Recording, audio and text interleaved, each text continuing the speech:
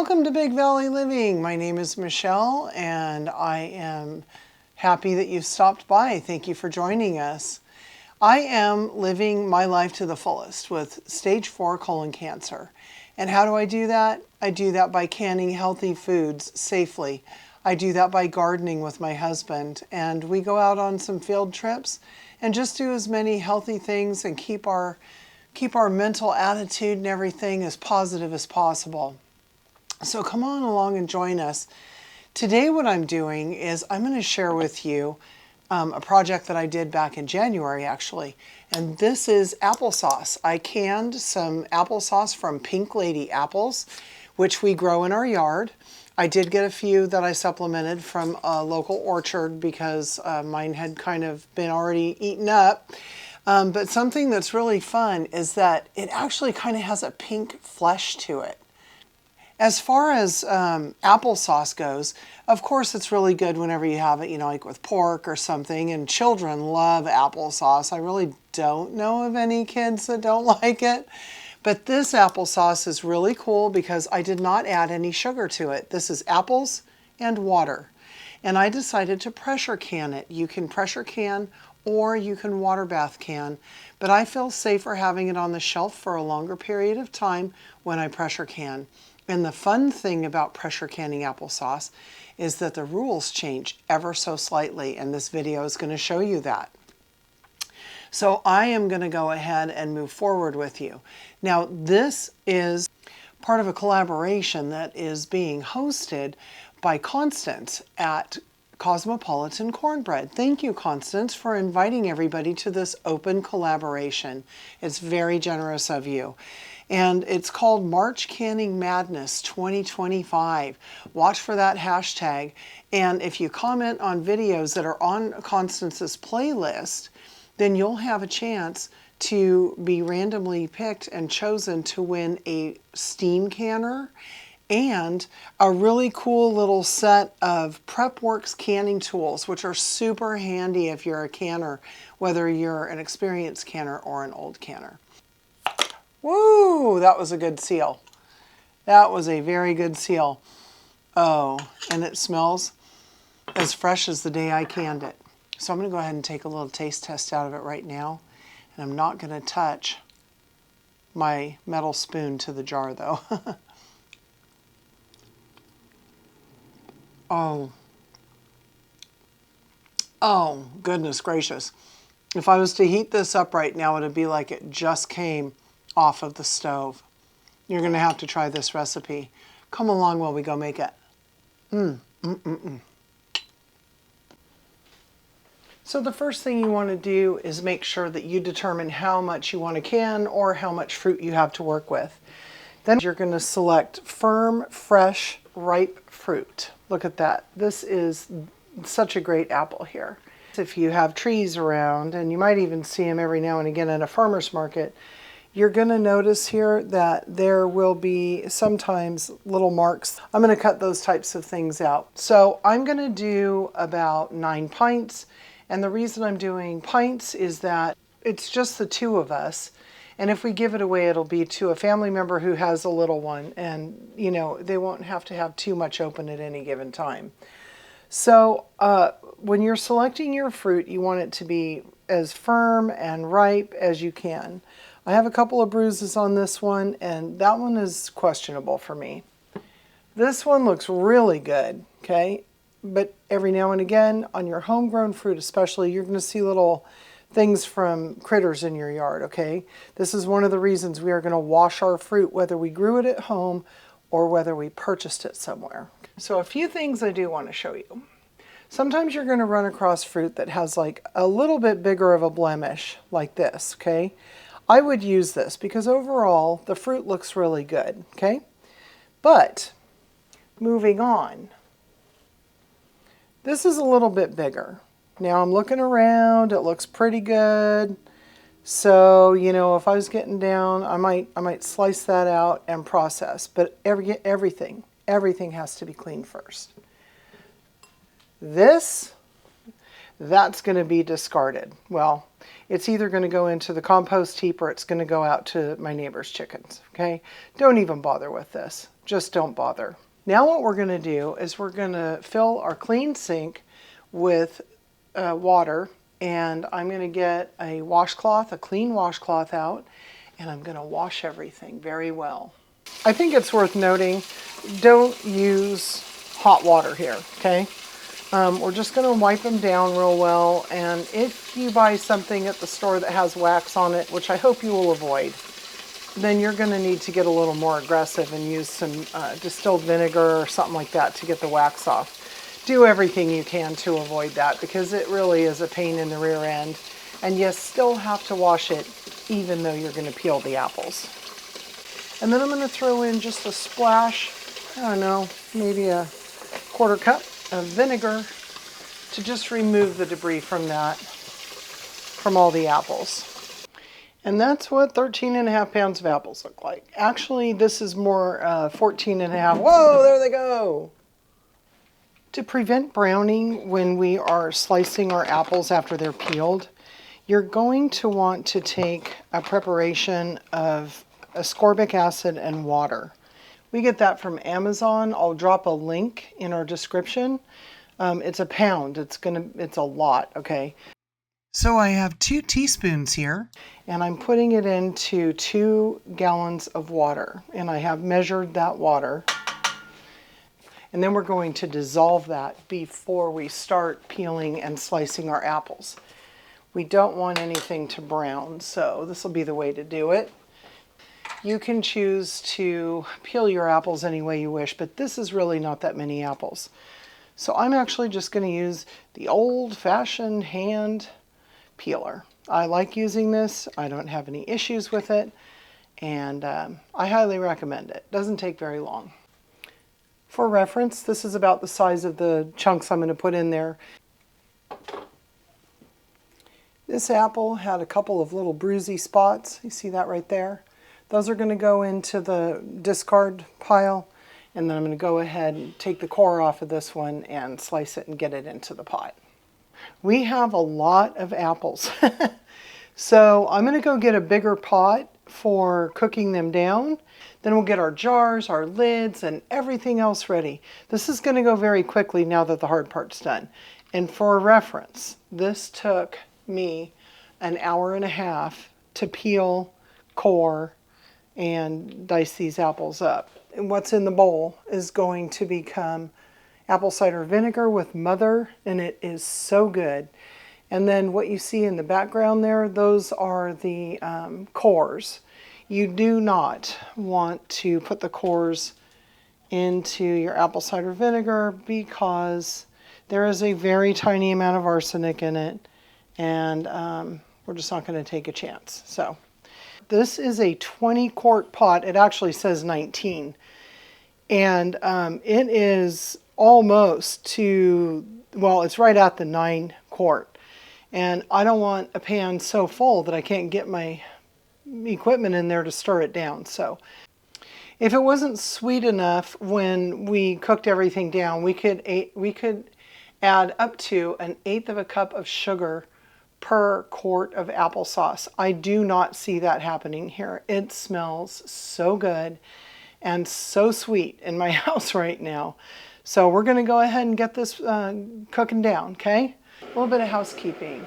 This recipe is in the USDA Guide to Home Canning on page 2-7 and 2-8. Even though I have the 2023 edition, I always like to go online and just make sure that nothing has changed before I canned. And when I did, I found out a few things that changed the way I decided to can this. When you go online, and I will drop a link to this free publication that you can get, this is the recipe I'm using. It tells us that we can water bath can, which also equates to steam canning if you choose to, and pints would be 15 minutes. When I went online, I found out that I actually have 2 options. One option is to water bath can, which is listed in the book, and for pints it would be for 15 minutes. Now, whenever I have the option between water bath canning and pressure canning. I will choose pressure canning every time. It's a personal preference. I understand some people don't like to pressure can or they think that it's too difficult. I feel safer when I have either option to put it into the pressure canner. So that is an option in this case, and it changed a few things, which is making this video super interesting to bring to you. But let's just start with the basics here. I've got my applesauce going now, and I'm going to have to sit here and kind of keep an eye on it. You need to heat it through, and it's going to take about 5 to 20 minutes, okay, to do that. In the meantime, I've set up my canning station. Earlier, I already checked all of my jars. Of course, I got about 3 or 4 extra ready just in case. I put mine in the dishwasher and put it on a sanitize, even though you don't have to sanitize if you are water bath canning over 10 minutes or if you are pressure canning at all. So my jars are clean. I'm getting ready to put them into some warm water so that they're hot when I pull out the applesauce and go to jar. Hot product, hot jar into a warm canner as well. Okay, so we are going to use our pressure canner. Another reason I wanted to pressure can is that I really feel like we're going to have more than 9 pints. And I do not have a water bath canner that would process more than 9 jars at one time. I have an All-American 921 pressure canner, however, that does allow me to put a second level in there if I'm canning in pints. So that's another bonus for me. It only has to pressure can for 8 minutes, which is super cool. I've never done that before. And my weighted gauge is actually going to be less than we normally use. We're below 1,000 feet. So for our elevation, and you should always check your elevation. For our elevation, we should use a 10-pound gauge ordinarily. But this one calls for a 5-pound weighted gauge. And our gauge actually has a 5, a 10, and a 15-pound setting on it. So anyway, I thought that was really interesting. So it's just a really fun and neat recipe to bring to you all. I have my jars that I'm getting ready to put into the warm water. I have all of my utensils have been cleaned and they are now sitting on the counter at my canning station. The only thing I need to do is to have a trivet ready so that when my applesauce is ready, I can bring it over by the canning station and have everything go nice and smooth. So when we get to the point where my applesauce is ready to put into the jars, I'm going to bring you in a little bit closer and show you how I put it in the jars, clean them off, put the lids and rings on, get them into the canner, and move forward. After only about 5 or 10 minutes, the apples have broken down by about 1/4 to 1/3, so they are moving along quite swiftly. Let's quickly go through my canning station so that you can see how I set myself up. I like to put a mat down and it's going to catch drips and everything. I also keep a little bowl that I can put my jar in while I'm filling it. I keep a quart jar on hand and I keep my funnel on top of there so that it doesn't get contaminated by anything that might have fallen on the counter, even though the counter's clean. And then some people use what's called a Pokey Joe. I actually just use a non-metallic, actually this is bamboo, chopstick for debubbling. This is the scoop that I use. It has a handy dandy hook that hangs over the pan. This helps me to put all the food into the jar. This is a magnetic tool that's used to pick up the lids. I am using 4 jars lids. So according to their directions, you need to heat them up. So I actually have mine heating in a little saucepan on the stove right now. You just bring them to a simmer and that allows the sealant to loosen up and get a really good tight seal in there. Okay. I have a little bowl that has white vinegar in it, and next to that I have some paper towels. I like to use a fresh paper towel on every single jar when I clean them before I put the lids on, because I like to make sure the seal hits without any debris between them. Any tiny bit of sugar or anything else can contaminate or create a situation where you do not have a tight seal. We don't want that. I'm going to go grab a trivet, and then also these are jar lifters. So when those hot jars are ready to go, I'm going to use this to transfer them over to my canner. Okay, I think I captured everything I need to capture. Once everything starts cooking, you got to have your game on. I'm just letting you know. No matter what you're canning, you've got to be ready to rock and roll. So that's why I'm running around right now. It's kind of hard to film and get all these things done. But anyway, you're going to love canning applesauce. It is so good, and you know what you're putting into your body. Okay, now I'm over here at the stove, and now it's time for me to see if I like the texture and if I like the flavor of this applesauce. I told you earlier, these are really sweet apples, and you know what? With that addition of that cinnamon stick at the very end, it smells like apple pie in here, you guys. So I'm gonna give it a quick, I'm gonna get one of the bigger pieces. Let me show you. I've been using a little masher, so I'm getting it somewhat, oh, look at that. Oh, it smells wonderful. So it's kind of hot. I don't think it's going to need any sugar whatsoever. Oh yeah. This is absolutely perfect. Au naturel. I wish you could taste this. Now, you could use a food mill to make it thin, smoother, like applesauce that you buy at the store if you'd like. I have this, I think it's called a mix and mash. I'll find a link to something in Amazon. This is actually Pampered Chef, but I'll find something to drop down below because they sell these at kitchen stores. This has made, I'm going to show you the texture. It's crazy. You'll see it going into the jar. But it has rendered that applesauce into true applesauce. Oh, goodness gracious. This is going to be delicious. Okay, before we can, we made sure that we have everything clean. And this is my vent pipe right here. And I use the weighted gauge. Now, it has a dial gauge, but I will use the weighted gauge on this vent pipe. What you want to do is make sure that you can see through it. You cannot see me looking at you, but I could see you. You'll see light through there, and that's what you want to see. You can blow through it too if you feel like it, but I know that this is not clogged. I know that my seals are on nice and tight, and they're, you know, not defective or dried out. Another thing I'd like to show you, when we put our canners away, we put the gauge into the envelope it actually came in, and we have two canners. So I actually put 921 on this one and 915 on the other to make sure they go to the right place. Manufacturer's guide, keep that with it too. Get those out now. And this particular canner, like I told you, can have two rows, okay? So there is the ring on the bottom. You must have something between the pan and the jars. And then this is the top ring, okay? So I'm gonna take that out as well.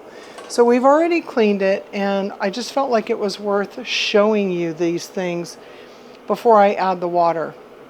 Now you can see the ring where the water goes, but we put 4 to 5 quarts of water in here, and it ends up being about 2.5 inches up the side. We actually have a bamboo tool that we can put in there to measure and make sure, but at this point we have canned enough to know it's going to take 4 to 5 quarts. While our pan is coming up to temperature to get warm, I want to show you.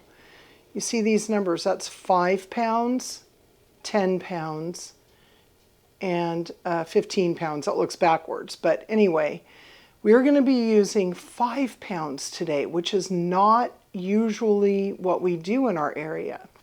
This is a really good reminder for you to make sure that you read the instructions several times.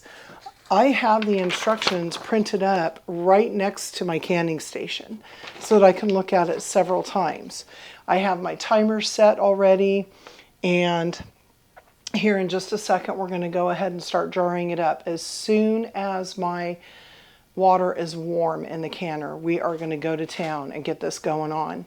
Now, another thing I wanted to tell you is I put really hot water in my sink after I've cleaned it very well, and then I put my jars in there, and I bring them up to temperature, and then I actually have a kettle, and I'll take boiling water and put that over the top to make sure that they're really, really warm, because sometimes you can have a little bit of loss of heat if you use your sink. Boy, we are almost done. So this is a really good reminder for you. Make sure you have everything set up before you're ready to start cooking the food, because if you don't, you are going to find yourself scrambling, and scrambling is no fun when you're canning. Okay, it just isn't. It kind of takes the joy out of it. Know your resources when you go in and you want to start canning.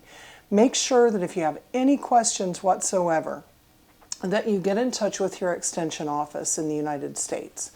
I call my extension office frequently, probably 4 or 5 times a year, to make sure that the idea that I have is a safe idea and that it isn't going to endanger anybody that I'm canning for or my family. Or if I have an idea like about, I had to boost my confidence this year about using different spices when I made my home canned chili. And I wanted to be absolutely positive that what I was doing with my spices was acceptable. And it never hurts. Your extension will probably get back to you within a couple of days of you submitting an email, and you can Google it for your local area. Another thing I want to make sure you know is to read your manufacturer's instruction for your canner. Review them frequently, okay? Don't ever make an assumption that you have everything committed to memory, because the first time you do that, you're going to make an error and you aren't positive that you did everything right. So make sure that you check everything one more time.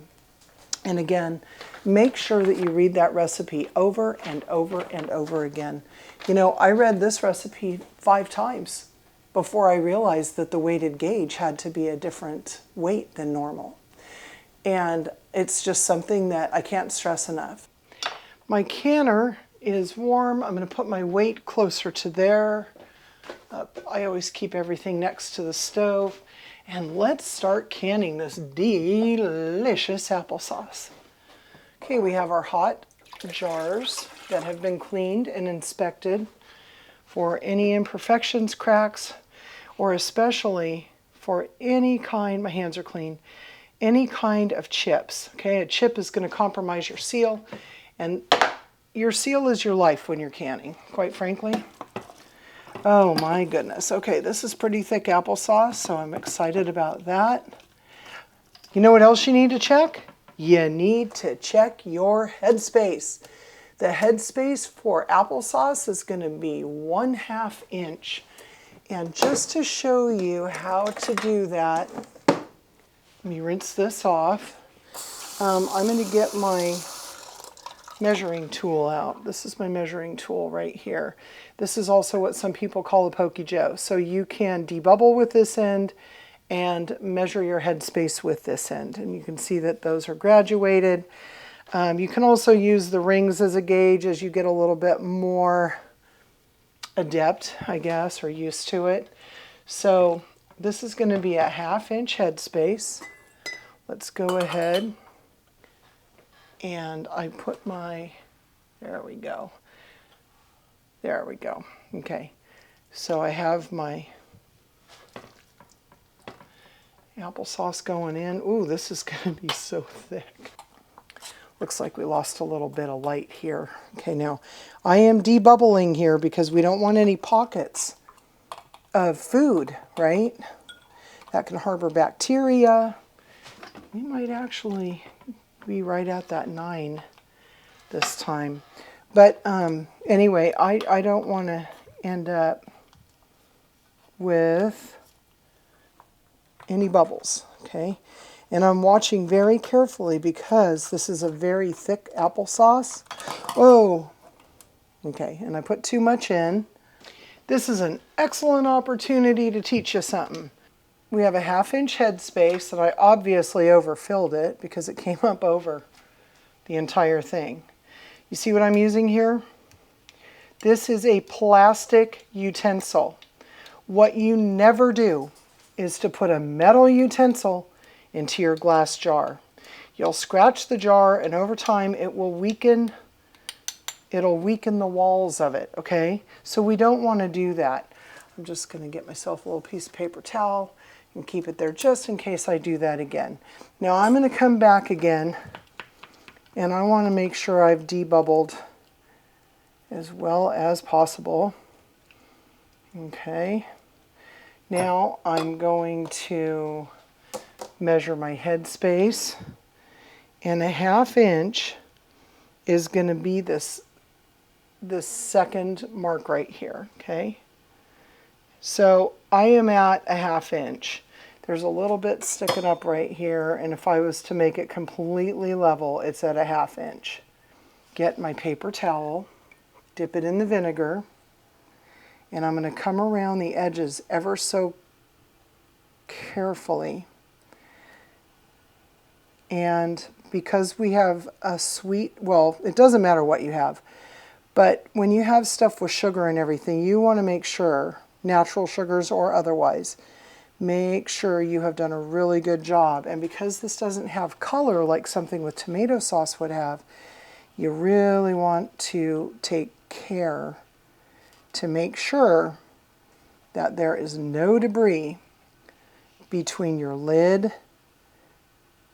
and your jar. Now, what I didn't show you earlier either were my clean rings. So, okay, let's get this 4-jar lid out of that nice water that's warmed up the seal. We're going to place that on top. We're going to put the ring around it. You don't want any rings that have any kind of bend, or if they have any resistance, throw that one away and get yourself a fresh one, okay? Now you want to go fingertip tight, and that's where we are. You don't want it too tight because you have to let air escape this jar when it's canning. And now I'm going to go ahead and use this jar lifter. I'm going to go through one more load and everything into a jar, okay? So you could use a metal scoop here if you don't want to use plastic. I understand we're all trying to keep those microplastics out of our bodies and environment and everything else. Okay, I just took this up to the very top of the actual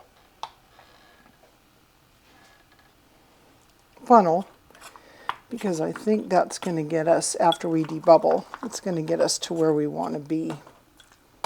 Oops. Wow, going crazy here. Now another thing I want you to keep in mind is that there is liquid in this food, so it's also going to add liquid to the actual jar as it cans.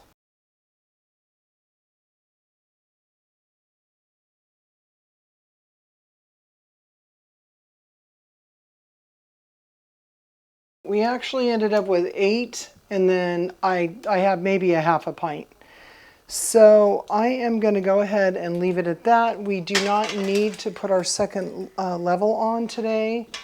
So I'm just going to tuck that off to the side, and of course I'll wash it when I'm done. Now what we're going to do on my canner, okay, we are going to line up this arrow with a little divot, it's like the arrow receiver if you will, on the canner, okay? And we're going to make sure that all of our latches are underneath, and they are, and then you want to make sure that it's even all the way around. It's pretty even. Now I want to be positive. There we go. Now it's even. Okay. And then what we do, I hope you can see this, we take opposites. So we're going to take these wing nuts and we're going to come up and we're going to tighten them across from each other. And you're not going to get them too tight the first time, okay? What you're going to do is just get them tight enough so that everything's down. Then you're going to give everything a quick look one more time. Make sure that we're still even as far as the space between the lid and the rim of the pan are. And then we can go ahead and we can tighten down our wing nuts, still keeping it opposites, just like that. And I'm going to make sure I get them nice and tight to make sure that we get a good seal. Oops. Righty-tighty, lefty-loosey. Okay. Now, at this point, I'm just going to give it one more look all the way around. Looking good, looking good. Okay, so now I'm going to turn my heat up to about 8.5 to 9 on my electric coil stove. You also want to make sure that your pan is, your canning pot or pressure canner, make sure that it is centered on your stove top, no matter what kind of stove top you have. So now what we're going to do is we're going to wait for the pressure to come up. Okay, so I have my sound far away. You guys probably couldn't hear it. Okay, so here we go. Don't tip. Pull them straight across.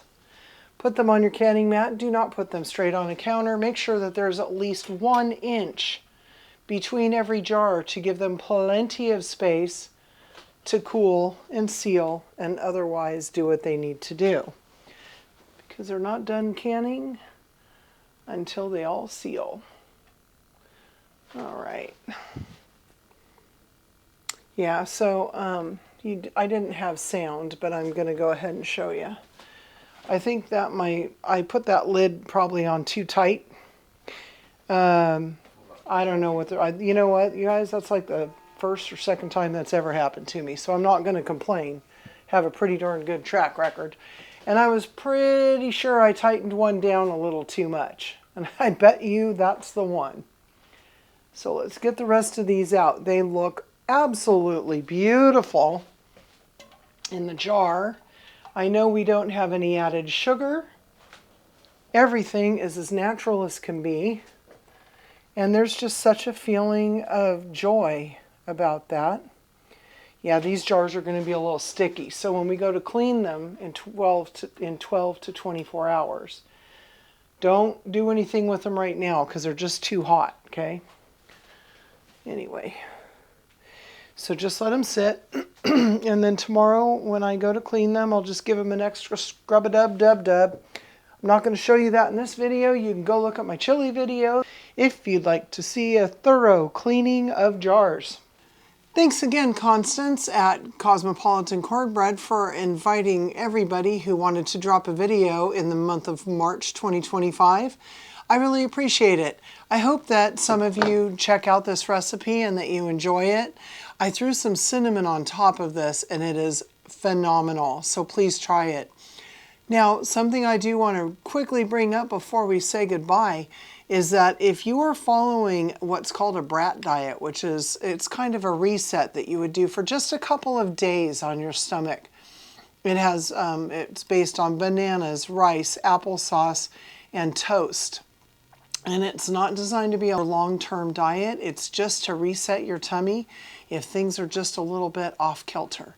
And so when I need to do that, I'm going to pull out a jar of this applesauce for sure and enjoy it. But I hope you all have a great day. See you later, everybody. Be kind.